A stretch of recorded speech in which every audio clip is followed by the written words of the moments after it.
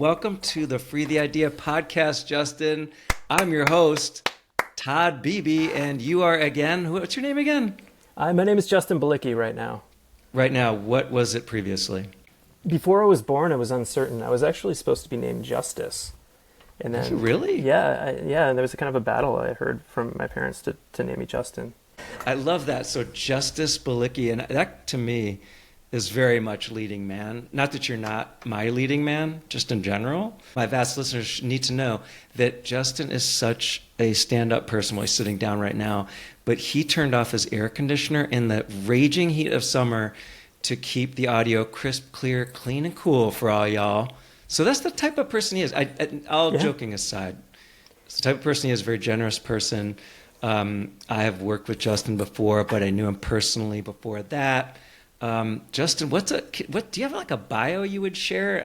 I work in advertising, but I have a lot of passions that dip into music, illustration, art, the whole thing. And I think that advertising has been a nice, stable place to take how I think and roll it into what I have to do for a living. He's a very prolific artist and creator and idea freer. Like, what's your kind of, hate to say it now, but the creative journey been like? Obviously, we're all creative as kids, and we always do lots of cool stuff. Like, a lot of kids drop off and stop doing those things in middle, high school, and beyond. We're just kind of scared to do it, but you have just kind of stayed childlike in that creative regard, which I've always respected. Well, thanks for saying that. And I have seen a lot of people drop off that were really creative souls when they were teenagers, maybe in college. And the one thing that I've seen them drop off is they were scared of failing. They were scared of putting themselves out there. And I've kind of adopted the point of failure is fun and failure is trying. And failure makes your brain rewire to figure out what you do next and micro problem solve creatively. And failure is fun. Talk to me a little bit about what that means for you. Like, how is it fun? Most people see it as like bleeding out in public view. Well, I can take that in three parts. And one thing, starting off when I was really passionate about music, there's a stage. There's always that thing, whether you're a comedian or a musician, where you go up there and you have a rough show. You have two people show up. Mm-hmm. You have this expectation for the first concert, call it that. I got invited to play keyboards in like a ska band. Nice. And I was like, oh man, this is gonna be amazing, like a movie. And I showed up and it was in somebody's basement in Hamtramck, Michigan, and only 50 people could fit in it. And it went well, but it wasn't my expectation, so I felt like it was failure. And then playing in the next band, we weren't that great. There was failure, but that started to chip away at a love, which I think when you look at failure as a positive, it will never take away that love from you. And you can figure out new ways to care for it and new avenues to pivot to. In Hamtramck, was that like the birthplace of ska? Because I have another friend who's like, oh, it's all ska, and he lived in Hamtramck. Well, I don't know what it is, but maybe it's the polka influence and reggae. I have no idea why Hamtramck was the hot spot for it. I can't wait till the retrospective, like 50 years of ska, when like all the stars come together to do. Maybe this year's Super Bowl will be like a retrospective on ska, like many have been, like Dre and Eminem did a few years ago. So we'll have something to look forward to this next Super Bowl. I think Mariah Carey is doing a whole ska record for the holidays. Happy Scala Days, which I'm sure has been done before. Well, talk to me a touch about that moment in Hamtramck. You were kind of let down in the basement. You've been on another stage, but you said it's like you have to have those moments. Like, I don't know anyone. Maybe there is one person who stepped up onto their first stage, and it was to a sold out capacity crowd at the Silverdome of 75,000 people to pack to the rafters. Yeah, I mean it's just kind of you have this expectation that when you create something that everybody's going to like it because you like it, and the reality is that it's okay if you just like it, no matter who or what other people think. And when you lose control of that, you lose the ability to kind of release that energy. You're kind of like I have a dog. If I put her in a cage all day, she'd go nuts. She needs a place to get out of and run and be free. And it doesn't have to be on a track. It just be in a backyard in circles. And I think creativity is a little bit of that. I don't want to call it poison. It's not. It's like a beautiful medicine that you take, and you need to treat it like it treats you. Do you have a harsh internal critic or no? I do. I mean, personal internal critic. Yeah. I do. So I realize that if I critique myself all the time, then I'm more prepared for the criticism that will come out of an idea put out into the world. And then you have the ability to say it wasn't just a random thought. And then you try to beat the idea and craft it and make it better. I write a lot of songs that I don't share with people, but I use them and I listen to them myself on walks when we're walking the dog or just walking in circles, just say like, how can I make this better? And then there becomes the gate opens up with comfort when I'm like, okay, now it's time for people to see this. And if they do see it, I'm so confident that I like it that I don't care what anybody else says. Is your internal feedback machine or loop, is it more constructive these days? Or because I know a lot of people just wouldn't do anything because they can shut themselves down so quickly. But if it's like, hey, you did that first draft, and while I think 90% of that might not be the best, that 10% is something cool we can work with. Well, there's always something that you can feel positive about with an idea. Like you're saying, it might be 10% of it that's good. The only trap that a lot of people get into, I don't even know if this is the question, but a lot of people think they have one idea and they try to refine that idea to make it better versus saying, that's one idea. What's it something else? What's something else? Scrap it. There was one design director I worked with a long time ago, and what he would do was take a design and then scoot stuff around to try to make it different versus throwing it all away and starting fresh. And when you do that, you have another vantage point for how you look at how to create things. That's a cool point. I think people do get married. I guess that in that way we're like polygamists because we're married to a lot of our ideas, but yet we haven't even shared them, or we share them with one person or whatever. But to me, that person you work with strikes me as a person who's like, okay, I made this thing with 10 Legos.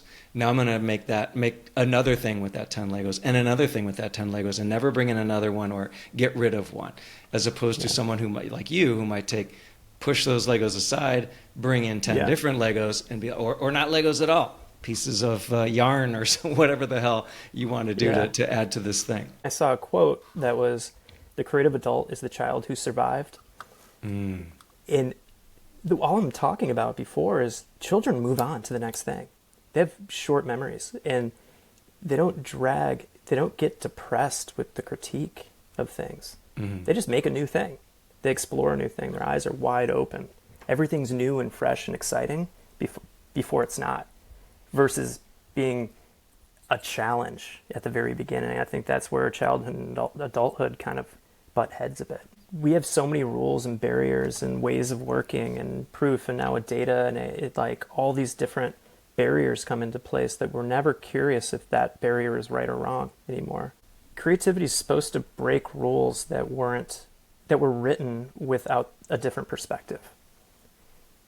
It's safe to write rules around something, and with the emergence of, and I'll speak to even just advertising. In advertising, everything's tested in focus groups and or with AI bots and facial tracking and all these different things that almost try to create a formula for how to do something, a template of how to do something. When you create a template to do something, you're checking boxes and you're not doing anything creative anymore.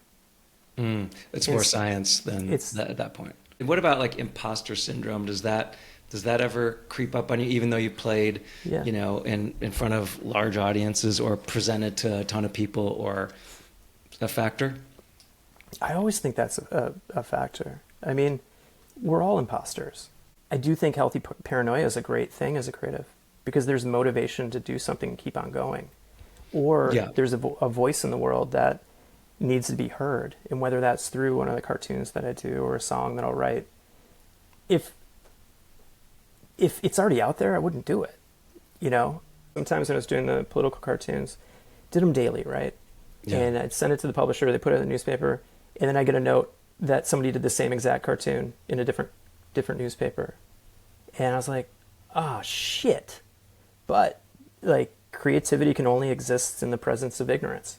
Like, you can't be so fearful that that's going to happen or you'll do nothing. And so... That's huge, yeah. Making that fun, like, that was an oopsie, keep on going instead of, I'm a hack, like, it's just two ways of looking at things. And how do you still keep your tank full.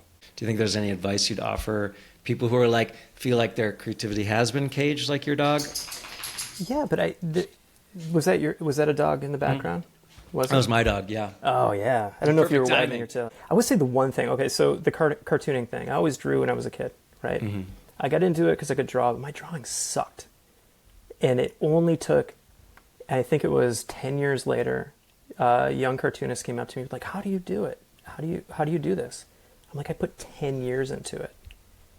And I put 10 years into drawing hundreds of cartoons that were never published. Yeah. I did it to refine it, so you can't compare yourself to the end. You have to look at the end and where you're at, and then be comfortable with the gap in between. Practice, just like an athlete trains, right? You don't start on the Lions like we were talking about. You start on a peewee team, and that is a huge barrier for creativity because the people that we admire have put in more work than we have, and we compare it to how good or bad we are to them. Say music that I play or cartoons or the advertising, it's extremely isolating. I need people involved in it. Mm-hmm. And those are like call it trusted critics or a support group. And it's really helpful because it puts a lot of the pressure off of you too. And I'm bouncing between cartoons, music, and advertising, but I can't think of anything in one of those three categories that other people weren't involved with.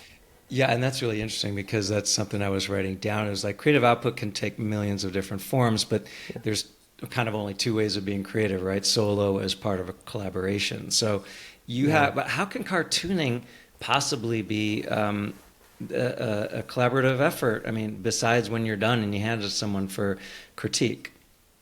Well, it is when you surround yourself, but I mean, I worked really hard to reach out to my idols that were political cartoonists, and this guy Dick Loker, who drew for the Chicago Tribune, was really close to him to ask advice, and there's a few others that you felt like you weren't alone because you were a part of a community. Mm-hmm. And it was still up to me to write it and draw it every night, right?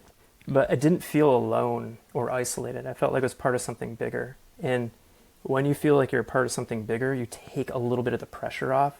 It also makes you work harder to make that bigger thing better with you involved in it. Kind of like an accountability thing. Like if I'm going to ask you for advice and you're a pro, then I'm going to probably try and bring my very best. Well, let's talk about like what are those specific things, like if we're on cartooning now. Like speaking of Lions, though, this was back in, I don't know what year it was when Barry Sanders. The 80s, yeah. Mm-hmm. Yeah, when he retired, I drew a cartoon for a newspaper in Michigan. And when he retired, and all it was, and I was probably wrong. I mean, Barry Sanders is an American legend to us. It was his helmet, and instead of a mouth guard attached to the cage of it, it was a pacifier. Ooh. This was the first time I've ever gotten 4 death threats. Damn. People, and I was like, wait a minute, this cartooning thing can really shape the way people perceive ideas, and they're almost very dangerous if done poorly. I mean, I'm not to say that it was like I regret that cartoon, but it showed me the power of a simple visual and a simple message in conversation. So, man, somebody just really, really sent me a letter with my address in it and said that they're going to be there. And so it was really bad. Because the suggestion was that Barry Sanders retired because he was being a baby, because he didn't have the right team surrounding him, and he was just going to quit, take his ball, and go home. Yeah, something like that. Yeah. Oh, wow. All right, so that was the cartoon. What's the? I'm just waving my fingers around. What was the musical moment that you were thinking about? Was it just like a phrase in a song, or was it a lyric? No. Or I will say I did a little challenge to myself because I kind of never found time to play music anymore. Right, with parenting, wanting to be present with my boys, and or my job, all those different things. So I challenged myself to do whatever I could for 1 month to write one song and record it. Wow. And that could be a riff, that could be a lyric, that could be anything. And it started to open up the aperture because I was running out of ideas pretty quickly. And I ended up writing songs. My oldest son, we were walking, I took him to a minor league baseball game, it was hilarious. And there was like a bird under the car that wasn't alive anymore. And it was just this moment. He's like, look at the bird. I wrote a song about it that night.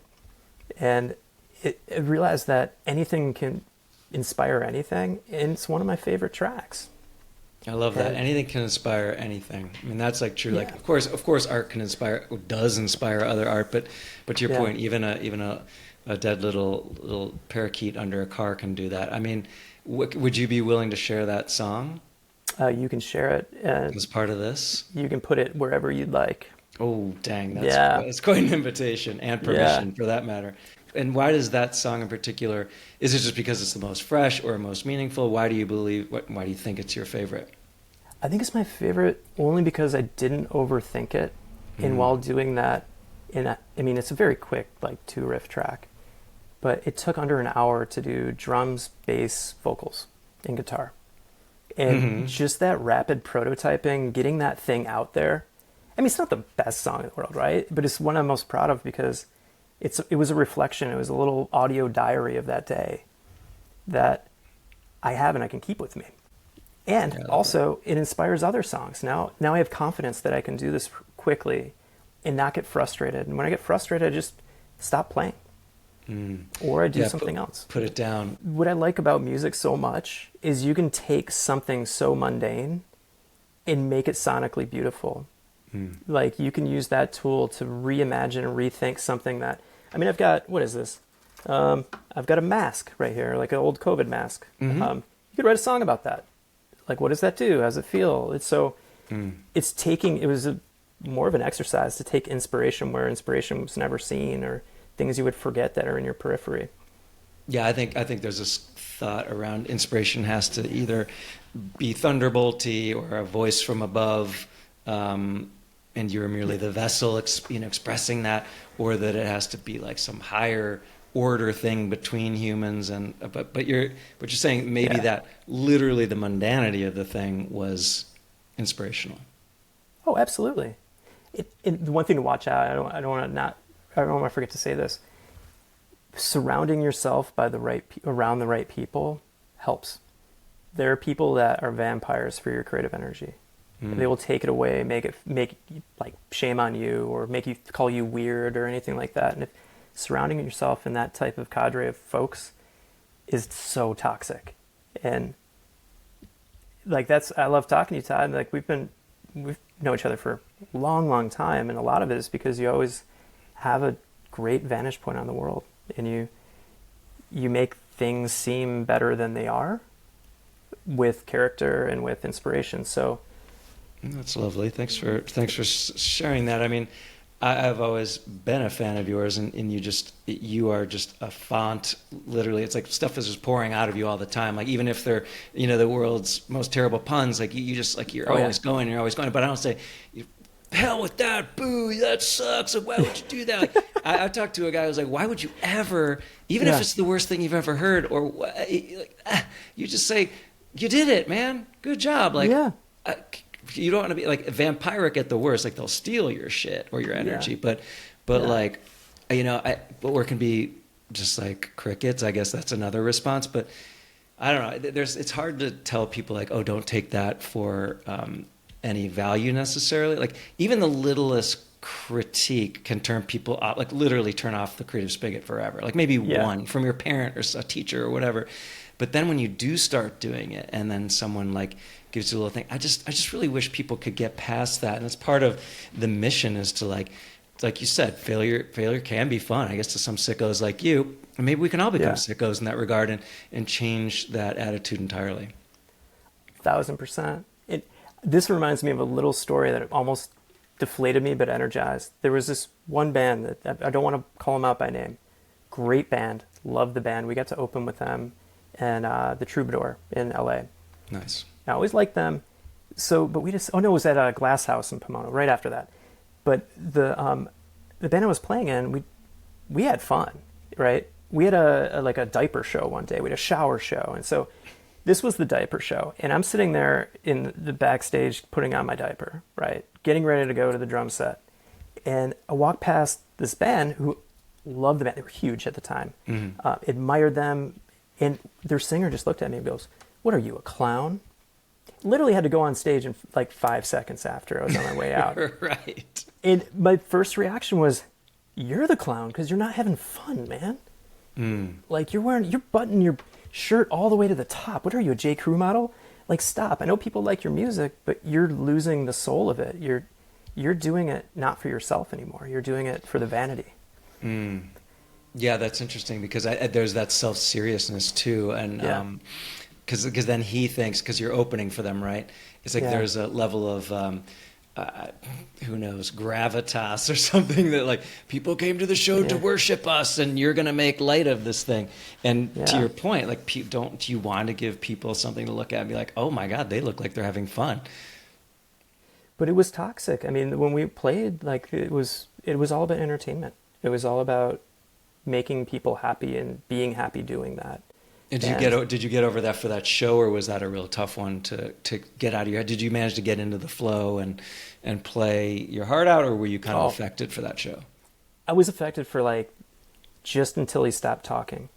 Wow. And then I put my pacifier in and I walked to the No. drum set. Oh, so that's Yeah. what you said. You said nothing. In your head, you said zip. Like, Oh, I did a Maggie yeah. Simpson. I was just like, and I just like, all right, here we go. First song, let's roll. I guess one of the things I want to get to as well is, I don't know, I've asked for advice around like people who are just starting. But then there are people who've been going for a long time who've stopped. They've hung it up. You know, like Yeah. you in your music, you've got a ton of things pulling at your time, and you just made this promise to yourself. What drove that requirement of yourself? Like you'd obviously it slipped for so long. You're like, fuck it, today's the day. Or what was the impetus for that? Honestly, it was a friend that I missed, and something that it was part of my identity. That when I walked into the world, I had those things, and it was just something I held on to. That I always feel like no matter what my age, I can still do it, and it always makes me feel centered. Mm. And if I don't do those things, I get really bottled up, and I'm not the same person. I'm not as kind. Like I need the release. And this is all a personal answer. It might not apply Yeah. to everybody else, but I think people that get burnt out and drop things purely might not love them or been in a loving relationship with what they were doing in the first place. That's totally possible. Because when you love something, you never want it to leave you. And it doesn't matter good or bad. You can just keep on practicing it.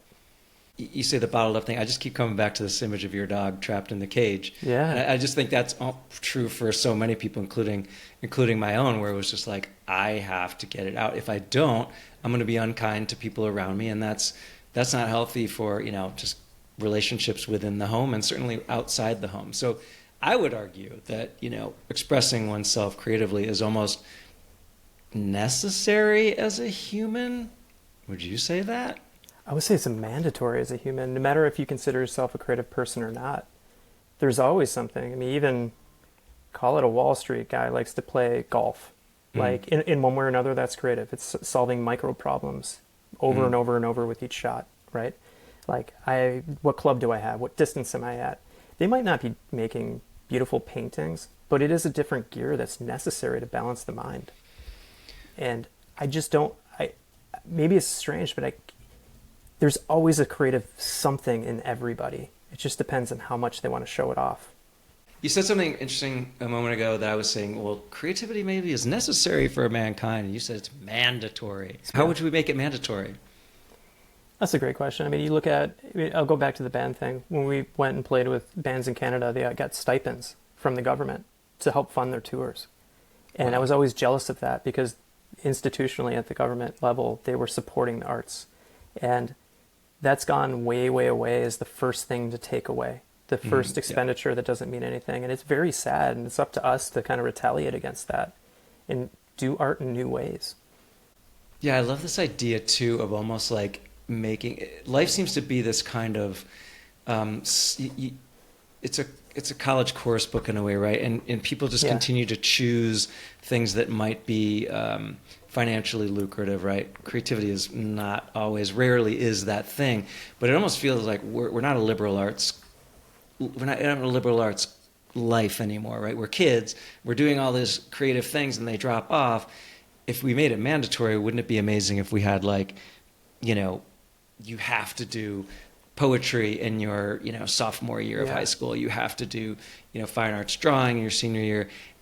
Even if you're quote unquote terrible at it, who knows what terrible means?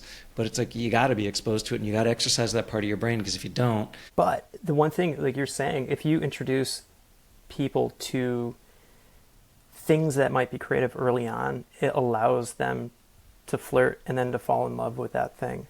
And if you don't do it, it might be too late where your mind is closed to not think that that's for you. flirtation is almost flirting with yourself in a way. Like Yeah. you are trying to satisfy yourself in some of the things you've done. I love this idea around like, if I'm going to seek feedback, maybe that positive feedback loop can be within myself and just like, it's Yeah. just for me. And if it does resonate with someone else, so be it. If it doesn't, I had fun doing it. Is there anything else, Justin, we haven't covered? I am so sensitive to time. It's 2 minutes until the end of our time together. What on earth do you want to say to the world, me, or the wall? You probably want to say, oh, please, can we end this so I can turn on my air conditioner because I'm sweating bullets. But what else would you say? The one thing I would say is, if we're going to speak on the topic of creativity, the dangerous use of it is people that don't understand it. And we see this all the time. If there's a problem, they say, just be creative. And that's not creativity at all.